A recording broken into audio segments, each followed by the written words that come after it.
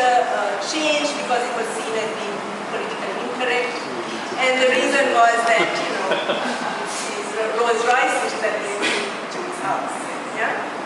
So, but it really captures who Baba was. Baba was a very privileged person. He was a product of a colonial era. He had good social connections. He had a kind of westernized taste or westernized sensibilities, so that he looked at the island from a western gaze. And this is what makes his aesthetic so accessible globally. Now, Sri Lanka, unlike a lot of countries in Asia, was colonized for 430 years. So, and continuous colonization, and colonization of almost the entire island except for the central highlands. So what you're seeing is that the westernization, the synthesis of Western and traditional has occurred already over, you know, several centuries. It's not like Malaysia or India where there are protectorates and, you know, there are settlements and there are all kinds of different colonial relationships which allow for certain amounts of indigenization to continue. Sri Lanka is a case that is, you know, really hybrid. So Jeffrey Baba is really able to take that on board. You remember this image? So the houses by the road, and Jeffrey Baba's use of it as a model for houses that he built in Colombo. So you can see that he's clearly deriving his ideas from the natural. Baba's own house in Lane is a remarkable house put together by a series of small tenements, existing tenements being connected, and the laneways are on either side. So if you think of this as three separate little houses that are next to each other, and then these the laneways to access them. What he does is he combines them all in a house, and he makes those access routes into multiple courtyard spaces. So as you move through the house, you see light coming from secret sources. So an example is when you look down from, you can see the door, his Rolls Royce on your right, and looking right down, you're seeing different sources of light without quite understanding where they're coming from. And this is really an underexplored aspect of Baba's talent, because what he was really good at doing was putting things together in a particular kind of collage. And his sensitivity to the urban context is evident in this painting. He painted the floor white to heighten the reflection, so that's a very interesting device that he used. But as his aesthetic grew stronger, Baba began to need to articulate it in a formal method. So we see here an example of an existing manorial house, which is a house from, you know, a family that has land and property in a particular part of the country. And you can see the kind of Dutch-style courtyard, formalized courtyard building. And you can see that many of those elements then get translated into the architecture that Jeffrey Baba builds. But this house that I'm showing you, which no longer, unfortunately no longer exists, is a very special house. The India-Sri Lanka house in Colombo, which was built for a lady who was very, you know, from one of these aristocratic families really. And what it did was, in a very tight site, it created a house which had 7 courtyards. Now you look at it today and you say, you know, okay, there are courtyard houses, you've seen houses like this, now what's so special about this? But Colombo was a colonial city. All the houses in Colombo were bungalows with gardens around them.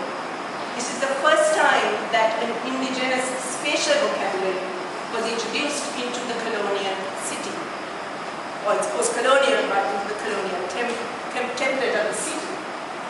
And you can see that Baba is being very deliberate. And of course, Nina worked with him to create this. And he is actually now experimenting with a completely new spatial vocabulary for a metropolitan architecture. So not a rural architecture, a metropolitan architecture.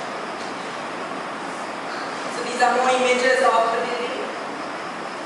And you can see that there is this continuous floor that goes through the house that is rough. The finishes are very rustic.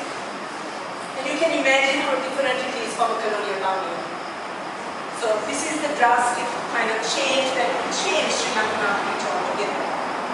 Baba's own office, now it becomes even more deliberate. Now it's more formal.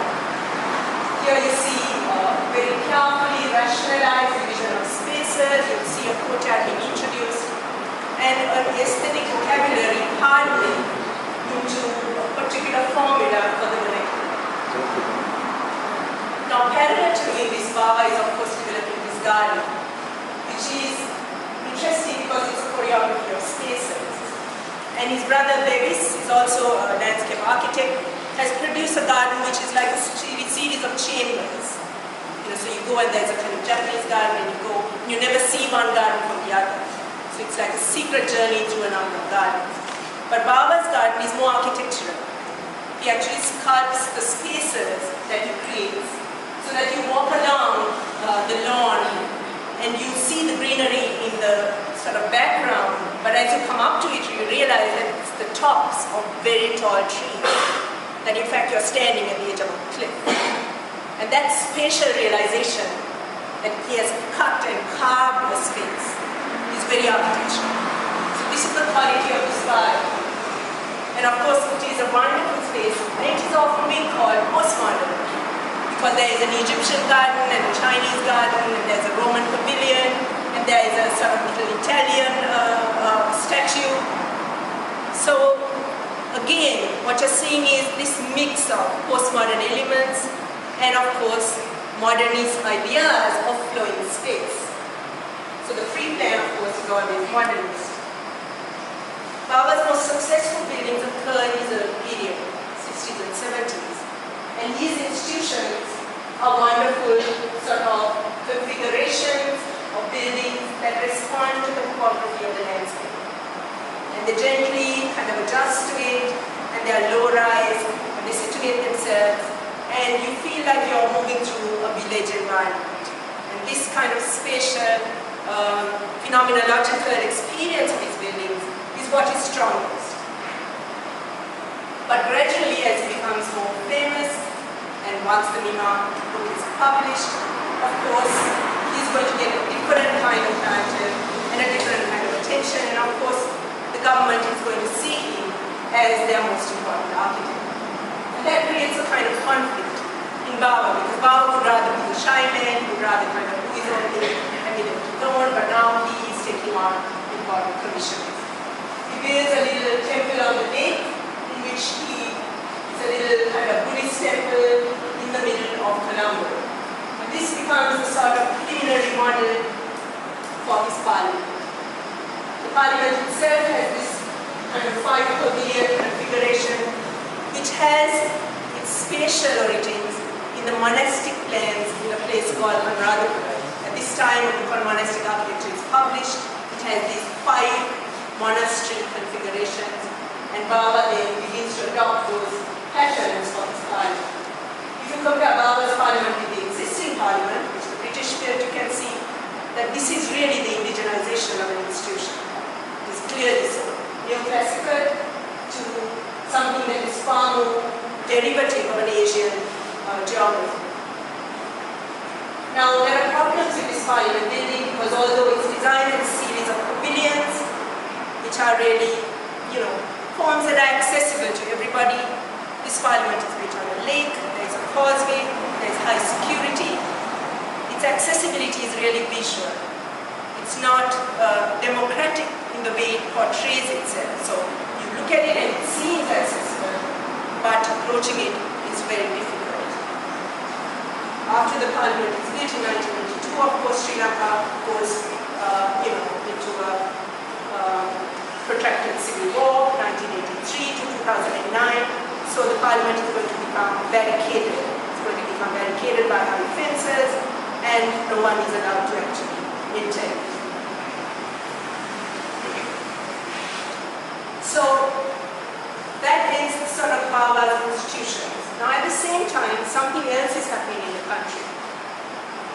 In 1977, Sri Lanka becomes liberalized. In other words, a new government comes in which is capitalist and has sort of neoliberal ideas, and the tourist industry is its most kind of important industry.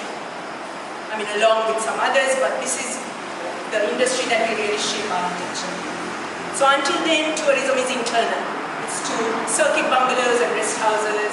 You know, foreign tourists go to the sort of colonial hotels.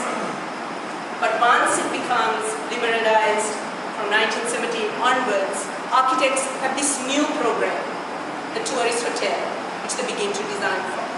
And this hotel is based on domestic architecture. In other words, the domestic house gets expanded upon, the number of rooms multiply, and it becomes the model for the hotel.